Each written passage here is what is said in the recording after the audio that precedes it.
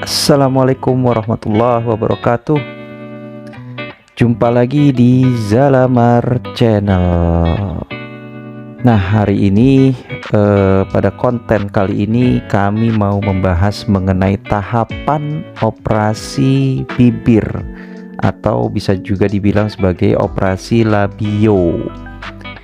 Di dalamnya nanti ada informasi tahapan awalnya bagaimana, kemudian juga apa aja sih yang perlu diperhatikan, terus apa-apa aja yang perlu dipersiapkan gitu ya.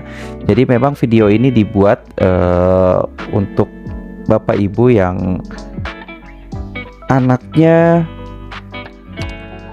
menderita celah bibir. Ya tentunya pengalaman ini saya bagikan karena saya juga langsung mengalami gitu sebagai orang tua dari anak yang celah bibir. Nah, mudah-mudahan informasi yang saya berikan ini bisa bermanfaat buat Bapak Ibu sekalian dan juga bisa menambah wawasan kita bersama. Dan silahkan di-share ke yang lainnya yang memerlukan informasi yang serupa. Dan selamat menyaksikan teman-teman seperjuangan.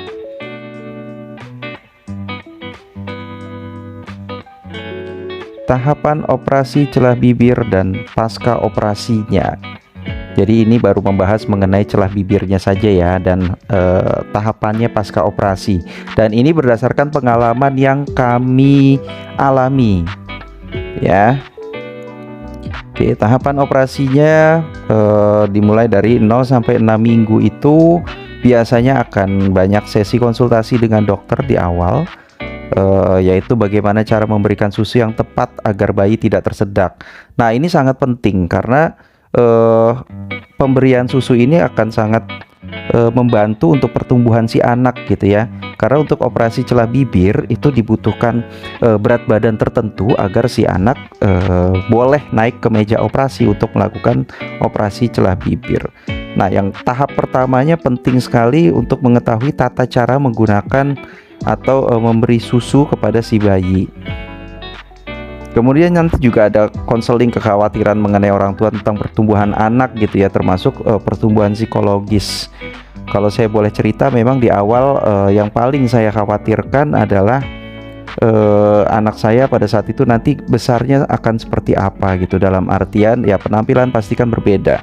Apakah dia akan minder dan lain sebagainya gitu ya, itu juga akan konselingkan dengan dokter anak terkait. Kemudian juga adanya kemungkinan cacat yang lain yang terjadi pada si anak gitu ya. Nah, itu pun nanti di dokter anak akan dilakukan pengecekan tersebut gitu.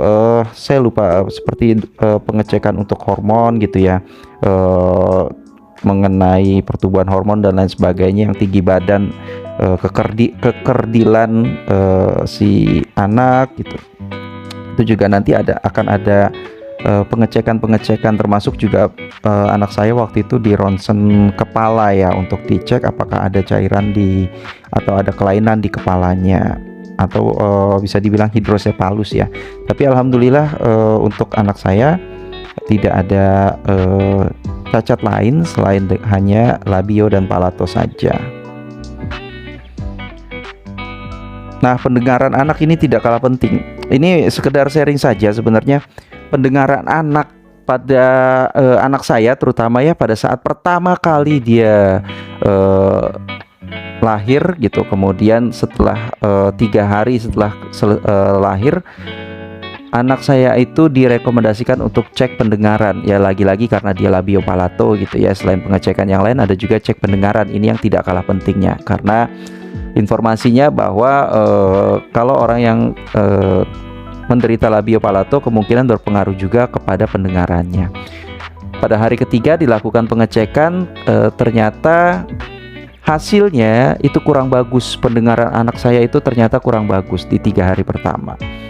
Kemudian diminta diulang lagi seminggu kemudian. Setelah seminggu diulang lagi, hasilnya masih kurang bagus. Akhirnya pada saat itu dirujuk untuk bertemu ke dokter spesialis anak. Nah, kebetulan pada saat itu di dokter spesialis anak tempat rumah sakit saya berobat gitu ya, dokter tersebut juga praktek di Dokter Cipto dan memang juga sempat menangani anak-anak yang labio palato. Untungnya ketemu beliau, jadi beliau memberi arahan bahwa tidak perlu melakukan tes pendengaran lagi untuk anak labio palato. Kalau mau lakukan tes pendengaran nanti setelah 6 bulan atau setelah dia melakukan operasi labionya, dan kalau bisa setelah lakukan palatonya selesai juga baru dilakukan tesnya, itu namanya BIRA. Mungkin nanti kita bahas di waktu yang terpisah atau bisa dilihat di konten-konten yang lain. Alhamdulillahnya dari setelah operasi labio gitu ya, operasi bibir, operasi langit-langit, ternyata anak saya normal gitu ya, tanpa harus tes pendengaran lagi, tanpa harus tes BIRA lagi. Jadi hasil yang di awal itu, yang 6 bulan pertama itu hasil jelek, ternyata tidak menjadi patokan bahwa pastinya hasilnya nanti atau anaknya akan kena gangguan pendengaran. Ternyata kenyataannya tidak seperti itu. Nah, selanjutnya dalam tahapan operasi labio yang perlu diperhatikan, dan bisa dibilang ini syarat utamanya ya untuk si anak bisa masuk atau naik ke meja operasi, yaitu pertama adalah kita sebutnya sebagai rule of 10. Jadi ada rule of 10 atau 10 10 10 yang harus dilengkapi. 10-10-nya apa aja sih? Jadi yang pertama, berat badan itu minimal harus 10 pon atau kurang lebih 5 kilo. Nah, ini yang pentingnya tadi, memberikan susu pada anak gitu ya, anak labio yang celah bibir. Nah, nanti saya juga akan jelaskan atau memberikan informasi terkait menggunakan susu, memberikan susu ya pada anak. Kemudian juga yang rule yang kedua, usia anak minimal adalah 10 minggu. Itu 10 minggu atau kurang lebih sekitar 4 bulan ya. Kalau anak saya waktu itu operasi sekitar umur 6 bulan. Agak telat sih karena baru umur 4 bulan. Karena lagi pandemi waktu itu kita nggak ke rumah sakit. Jadi umur 4 bulan baru memeriksakan ke dokter lagi gitu. Jadi baru seminggu 2 minggu pertama waktu itu baru awal-awal COVID. Jadi masih bisa bolak-balik ke rumah sakit. Tapi setelah itu COVID lumayan meningkat, 3 bulan berikutnya kita sama sekali nggak ke rumah sakit gitu ya. Tapi bulan keempat si anak kita memberanikan diri ke rumah sakit untuk tes ini. Nah, terus juga nanti ada pengetesan untuk darah ya, dimana HB-nya ini minimal adalah 10 mg per dl. Jadi tiga syarat utama ini harus dan wajib dipenuhi. Kalau belum dipenuhi 3 syarat utama ini, maka dokter juga belum merekomendasikan untuk si anak boleh naik ke meja operasi.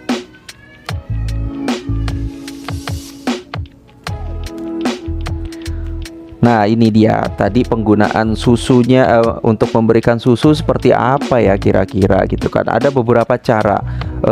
Ada yang saya pernah lihat dia menggunakan selang yang langsung dimasukkan selangnya ke dalam melalui rongga hidung gitu ya, terus dimasukkan sampai menuju ke lambung si anak. Tapi kebetulan saya tidak menggunakan cara itu. Yang saya gunakan adalah menggunakan botol susu khusus ya. Nah, ini adalah botol susu khusus yang bisa digunakan untuk si anak gitu ya, supaya nanti dalam proses menyusuinya ini bisa maksimal dan anak juga tidak tersedak dalam proses menyusui. Nah, ini ada 2 gitu ya. Ini mungkin saya sebut merek ya. Ini ada mereknya Pigeon dan ada mereknya Medela ya. Mungkin bisa dicek di online shop untuk 2 produk ini. Kebetulan waktu itu saya beli saya memilih menggunakan Pigeon yang harganya relatif lebih ekonomis gitu ya, sesuai dengan kemampuan ekonomi keluarga kami. Nah, ini penting banget susu ini untuk botol susu ini untuk mendukung pemberian susu si anak. Jadi memang dia didesain khusus ya Bapak Ibu sekalian. Ini didesain khusus supaya si anak juga tidak tersedak. Yang Pigeon dan Medela ini bentuknya agak berbeda tapi fungsinya kurang lebih sama. Jadi di masing-masing botol susu ini itu ada klepnya yang mengatur keluar masuknya si susu. Jadi si anak ini nggak mudah tersedak gitu. Aliran air yang masuk ke mulut si anak juga diatur melalui si klepnya tadi.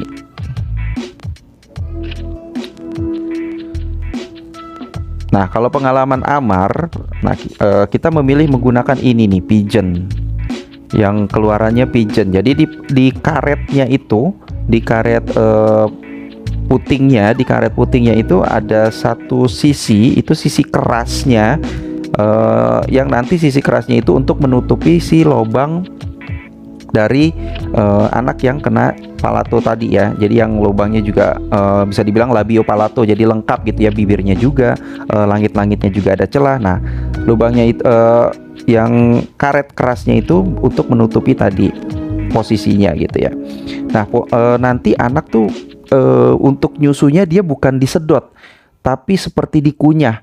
Jadi puting si karetnya ini akan digigit-gigit oleh si anak. Nah, itu akan keluar susu sedikit karena di antara botol dan putingnya ini itu ada klep di dalamnya. Nah, itu klep yang paling penting sebenarnya.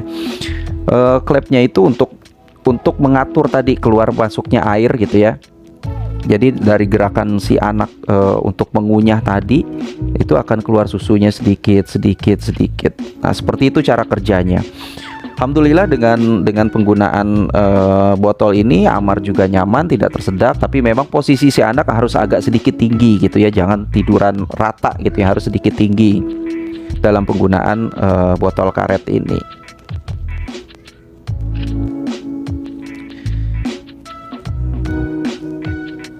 Nah, kemudian jika nanti usianya sudah mencukupi gitu ya, kan tadi 10 minggu gitu ya, atau sekitar 3-4 bulan. Nah, jika sudah mencukupi berat badannya, juga dicek HB-nya udah mencukupi juga, baru bayi disarankan untuk dilakukan pembedahan gitu, atau dilakukan penutupan celah bibir. Nah, untuk operasinya itu memang kurang lebih akan memakan waktu sekitar 1-2 jam. Cuma waktu itu pengalaman Amar sekitar 2 jam ya untuk operasinya. Ada beberapa kasus dia menginap dalam 1-2 hari gitu ya, untuk cek sebenarnya ada perdarahan atau tidak gitu ya, atau ada kendala-kendala lain. Jadi setelah selesai operasi akan menginap paling tidak 1 hari di rumah sakit, tergantung nanti rekomendasi dari dokter. Nah, terus yang nggak kalah penting yaitu tangan robot. Nah, ini tangan robot ini nggak kalah penting, yang bisa digunakan oleh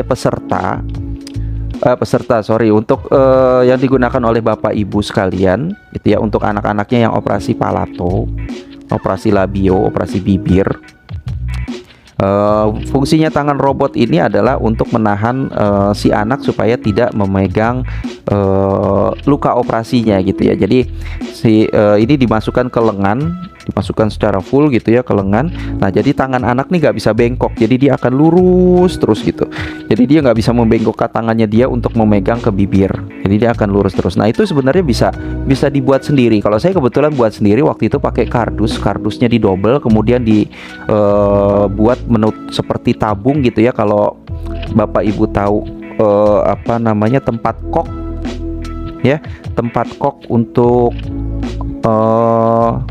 tempat kok yang panjang gitu ya. Nah, itu sebenarnya juga bisa digunakan gitu ya, dibagi 2, ditaruh di tangan kanan, tangan kiri, atau bikin sendiri dari kardus. Yang penting itu tidak membengkok gitu ya, kuat gitu, dan bisa menahan tangannya si anak agar tidak memegang kardusnya tadi.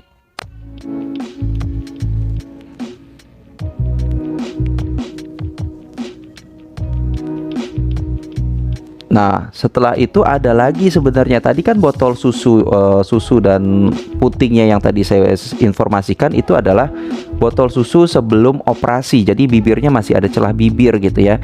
Nah, supaya susunya enak, menyusuinya enak menggunakan botol tadi gitu ya.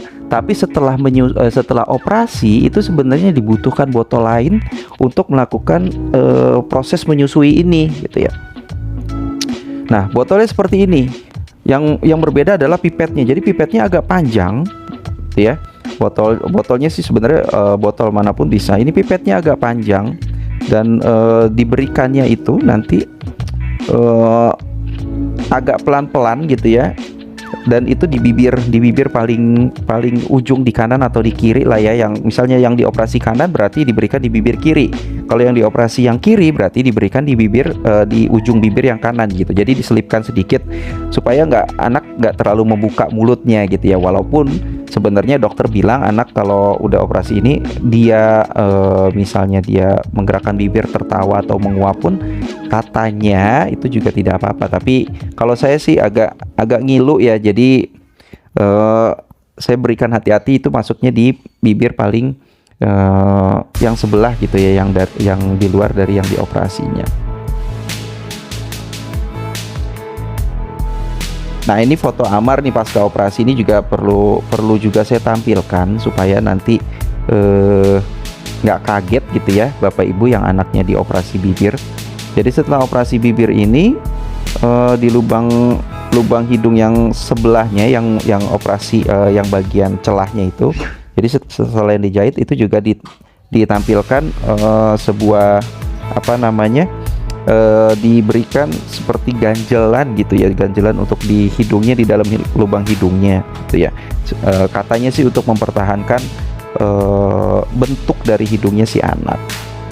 Jadi nafasnya agak tersengal-sengal nanti si anak.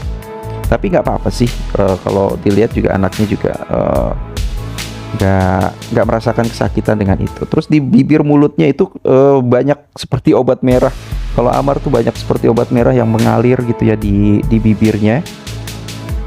Itu pun nggak perlu khawatir, karena itu biasanya cairan merah atau seperti obat merah sih pasca operasi. Dan pada saat itu Amar tuh baru bisa dibawa ke ruangan gitu ya, dari ruang pemulihan. Jadi setelah ruang operasi masuk ke ruang pemulihan. Nah, ini ruang pemulihan.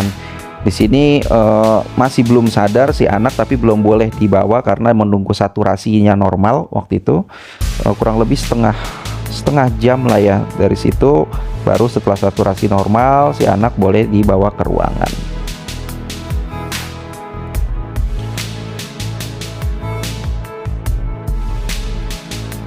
Nah, kemudian yang juga perlu diperhatikan oleh Bapak Ibu, nanti juga mungkin akan di briefing oleh dokternya gitu ya.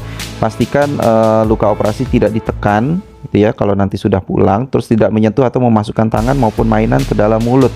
Nah, ini juga penting karena rawan bakteri ya Bapak Ibu, jadi mohon diperhatikan dengan seksama aktivitas anak gitu ya pasca operasi. Dan dianjurkan hanya minum ASI atau susu formula saja setelah operasi bibir gitu ya. Nah, botolnya tadi menggunakan tadi, tapi sebenarnya botol yang tadi itu pun digunakan Amar itu hanya sekitar seminggu setelah operasi gitu ya. Jadi setelah bibirnya dicopot, si Amar tidak lagi menggunakan botol susu yang pipet panjang tadi. Jadi kalau Amar memilih dicoba sebenarnya menggunakan botol biasa, tapi ternyata dia gak bisa menggunakan botol biasa, itu gak nyaman atau gak terbiasa mungkin ya. Jadi akhirnya alternatif lain yang digunakan sampai dengan hari ini Amar itu kalau minum susu menggunakan sendok sampai dengan hari ini. Jadi disuapin satu-satu gitu ya, dari gelas disuapin menggunakan sendok satu-satu. Nah, ini ya kalau pasca operasi tadi ini susunya diberikan di sisi nih. Yang dioperasi Amar itu yang sebelah kiri. Itu ya. Jadinya diberikan ke sisi yang sebelah kanan. Nah, ini diberikan selama di rumah sakit, dan setelah di rumah sakit itu sekitar 3 sampai 5 hari lah. Tapi setelah perbannya dilepas gitu ya, itu sudah tidak digunakan lagi oleh Amar.